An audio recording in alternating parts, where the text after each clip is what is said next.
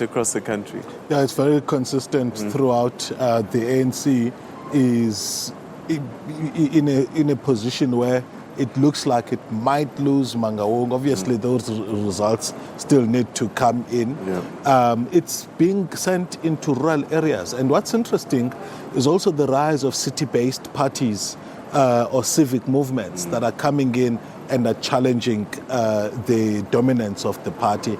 And I think that it's a consequence of the decline of the dominant party system, that it's got a crowding in effect by independent candidates and smaller political parties that are wanting to take a share of the votes that are being lost by the dominant party. One question that I keep asking, and, whilst we think we might be voting for an individual in our wards, the reality for me, it seems as if we are voting for parties. And when we do that, there is a danger that national politics, whatever they might be, then filters down to ward level. And so you might have a really good candidate at ward level, but because his party's got national issues, he then suffers or she then suffers. Is that something that a lot of these candidates are having to try and deal with? Because the DA and the ANC, by and large, have had huge issues at a national level. Absolutely. It's quite interesting that those dynamics play sometimes to the favor of a candidate and sometimes to their not to their favor. So, for example, it's not been uncommon to have a candidate who gets sidelined in one party to go and avail themselves in another party and actually have that party win the election, which suggests that the dynamic of mutual influence between the strength of an individual and, in fact, sometimes the strength of the individual it causes a shift in the ward and follows, that person to a different political party. If you follow some of the stories of how parties lose ward to another, the dynamic of a strong individual does play a role sometimes. But you're quite right that sometimes you have a person with gravitas, a person that may be liked in the community, but they are against a party whose brand it means everything else that's not liked by the community, and therefore they suffer. I'm talking about strong personalities, and I suppose Action SA is proof of that concept. I never was really convinced that Herman Mashaba was DA. I think it was almost a means to an end rather than he genuinely believed in the party, genuinely believed in the politics.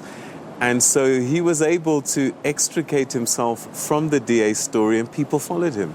Absolutely. So we must look at the membership of many of the leaders that came in that period of building a broad church movement within the DA, within that context.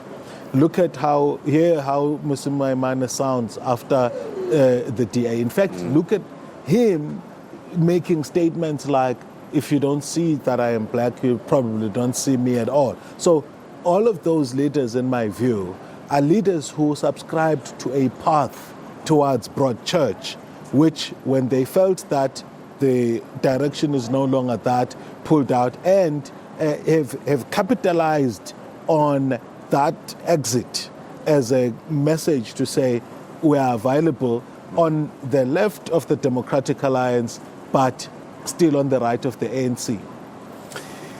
Which parties do you think have peaked, that they can't go any further now? I love General Bantu Holomisa, but one gets a sense that perhaps they've peaked.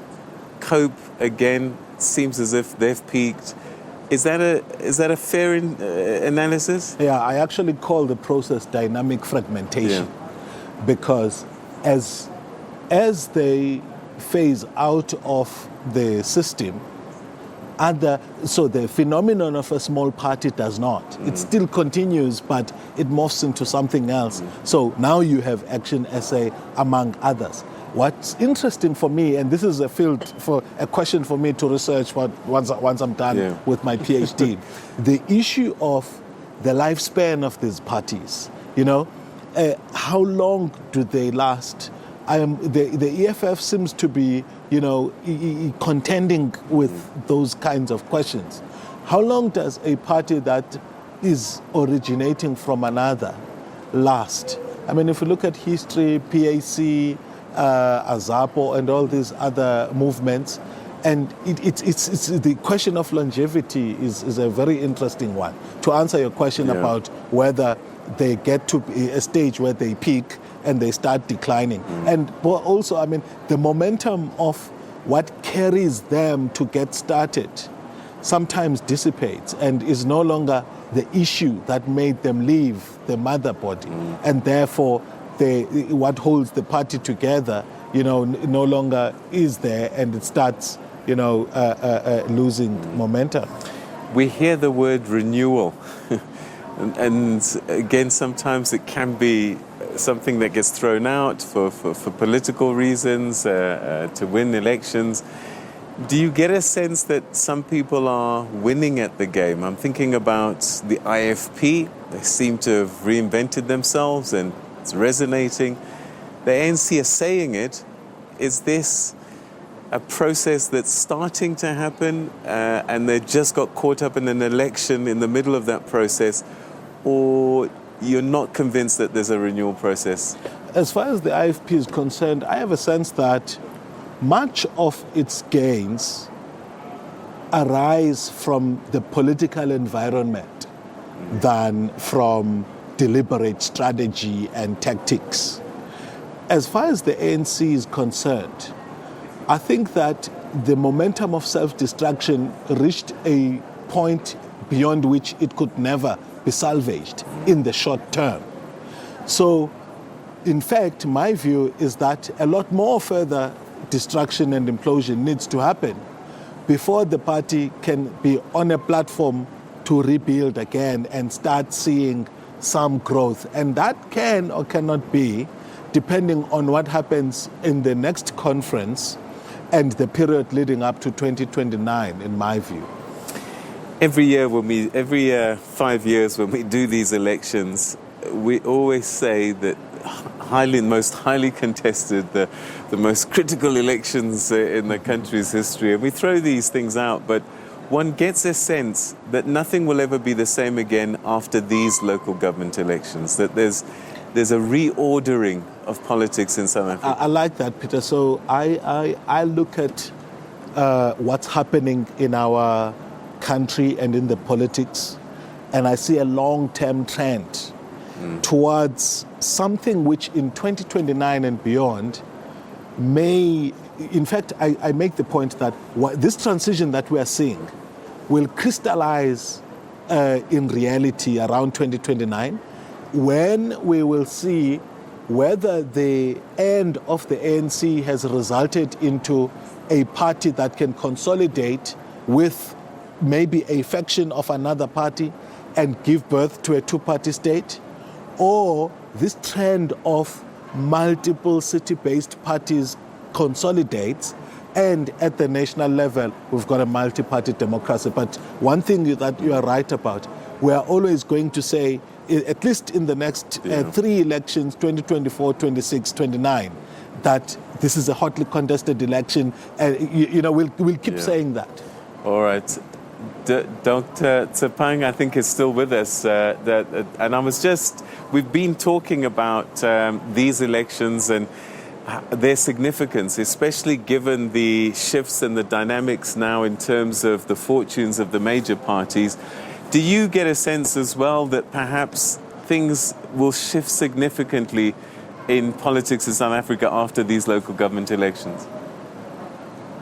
Well, one thing that is for sure, Peter, is that our citizens are, looking for alternatives. They are testing out, and every time when there's a new political party with a fresh message, they quite easily rally towards that political party. And of course, there are times when you find, others speaking, as you have just said, but it is as the good fellow there saying that perhaps when we go towards the future, it might as well be that it would be a clearer picture as to where are the voters swaying towards. Are we looking at multiple parties that are offsetting different regions across the country, or are we looking at the rebirth or a birth of a breakaway party maybe that may come out? But my take in this discussion would be how independent candidates are faring, and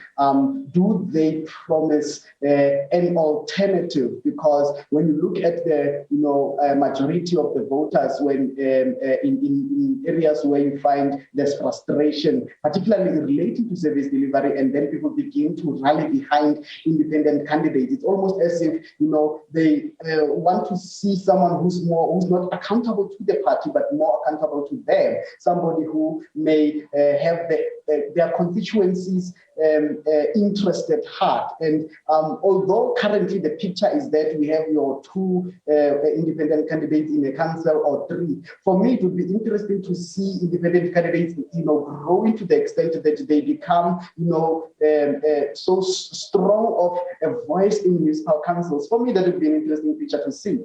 And also now giving this alternative from political party rhetoric.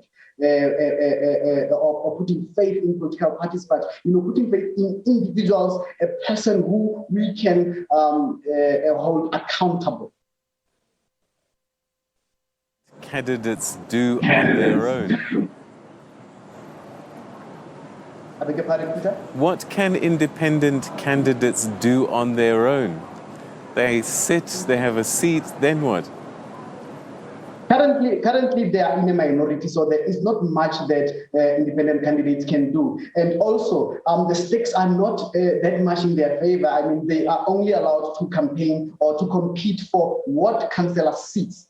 And now the PR councillor seats, together with the other ward councillor seats, can be contested for and won by political parties. So they are mostly in a minority. But picture this, Peter, if you can find out of 100% of the seats in a council, about 30 or so percent of the seats are won by independent candidates, then you begin to see that they can begin to have a more of an increased vote. When it comes, to voting on particular issues at council level, they can then be able to say, we are not going to be voting for this issue because our constituents are not in favor of that issue, who would rather vote for this one. So getting the numbers to increase, that's when most likely they can have an influence in terms of politics within municipal councils. It's okay, we're going to get your final thoughts in just a few moments, but let's first cross to Tebogo Paredu, who's at the IEC Provincial Centre in the Northwest. Tebogo.